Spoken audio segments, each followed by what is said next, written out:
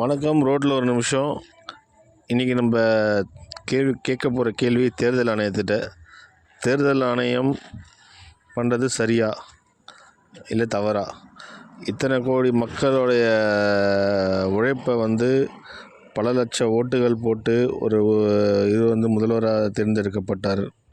ஆனால் அதை நிராகரித்து இந்த மாதிரி சட்டத்தை நம்ம தான் இது பண்ணுறோமே. ஸோ ஏன் சட்டத்தை மாற்றக்கூடாது?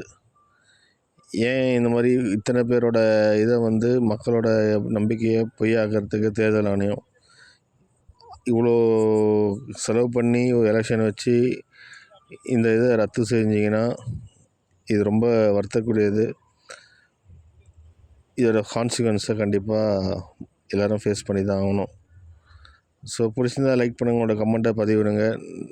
நன்றி, வணக்கம்.